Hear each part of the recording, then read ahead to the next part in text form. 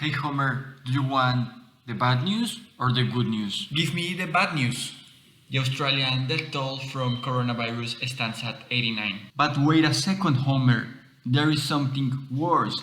Worst?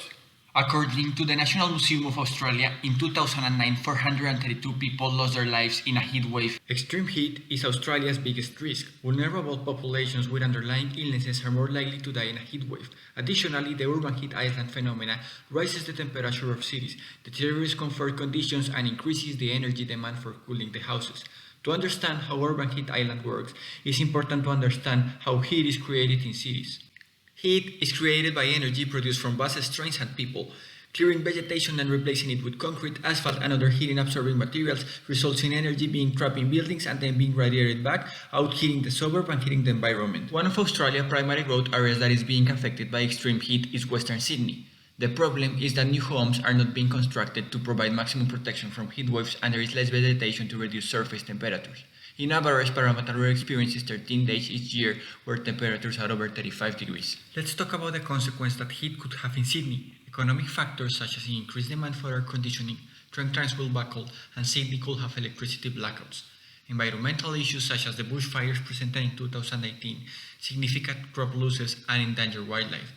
There will be also social factors. Heat waves would result in an increased number of people suffering from heat-related illnesses, and this would put pressure on emergency services and hospitals. Let's start with the good news. City of Sydney has addressed some of these issues in Sustainable Sydney 2030 goals, and they are not the only ones that are providing solutions to tackle this issue. Let's take a look of which initiatives and materials have been implemented in different cities to cool down suburbs. We wanted to be sure that Sydney suburbs are using the best solution to cool down suburbs, protect our people, environment, and economy from heat. New York City presents similar issues to Sydney regarding the urban heat island, and they wanted to reduce the temperature, so they decided to implement the Cool Roof New York initiative. A cool roof system is a kind of roof that is able to reflect rather than absorb heat from the sun, keeping the roof cooler than a traditional roof. Harvell and Shaw find that cool roof technology is able to save about 20% of cooling requirement in commercial and residential buildings. Their studies report a cooling energy savings from 2 to 44% and a peak cooling reduction between 3 and 35%, depending on the ceiling configuration, climate, and building features in general. In the New York Cool Roof Initiative, 1 million square feet of New York City rooftops were painted, and the energy costs were reduced between 10 and 30%. The temperature, as seen in the following graph, is reduced in 43 Fahrenheit or 6 Celsius degrees. This initiative was sustainable from every point of view: social when engaging 5,934 volunteers, economical by reducing energy costs, and environmental beneficial by reducing the temperature and helping to cool down the buildings. A similar analysis was done in Rome, where the temperature was reduced by an average of 3.7 Celsius degrees, and a reduction of 38% of the energy costs were decreased due to using cooling roofs. Chicago is another city that has implemented an idea on the roofs to reduce the temperature, but they did it with a different material. They implemented green roofs. In 2001, Chicago City Hall wanted to explore ways to reduce the urban heat island effect, and they installed their green roof while taking measurements. They found that the air temperatures over both the adjoining building roof and the pilot project roof were reduced up to 25.5 Celsius grades. Based on these results, Chicago decided to implement Chicago Action Plan, where they expected to have 6,000 green roofs by 2020. While they have implemented green roofs effectively, there is a lot of issues that need to be addressed in order to have better results. Demand for green roofs has been slow to catch up to the supply, even with the zero encouragement.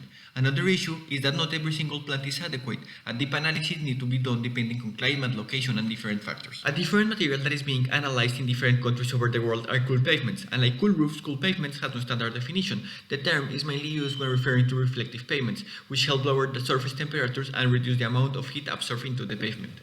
In order to understand the reflectiveness of pavements, experts such as Anton Murris in his case of study analyzed the role of albedo in pavements. He found that if the albedo of pavements is increased, the overall temperature is reduced. The following table demonstrates the temperature reductions achieved when using a pavement with a higher albedo. Based on this type of pavement, City of Los Angeles decided to launch Cool Pavements Initiative. LA is experiencing similar issues to Sydney regarding the high temperatures they are experiencing. They installed a test patch of cool pavement coating at Balboa Sports Complex, which caused a reduction in temperature by 6 Celsius degrees.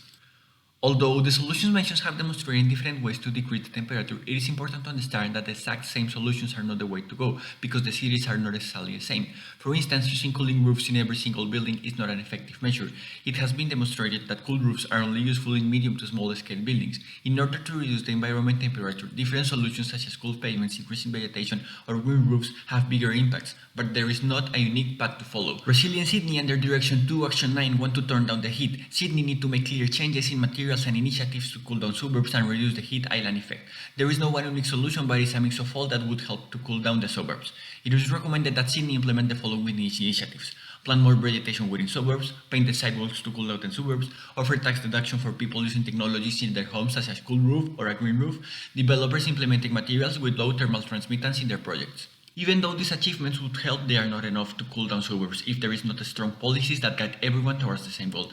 It is recommended that governments work together with media to inform people about easy solutions such as cooling the roof to cool down buildings. If people can be panicked by media and start hoarding toilet paper, people can work together to keep temperatures down. Let's work together to have a more sustainable Sydney. And remember, Homer, if you can help someone in your community to be cool and help them.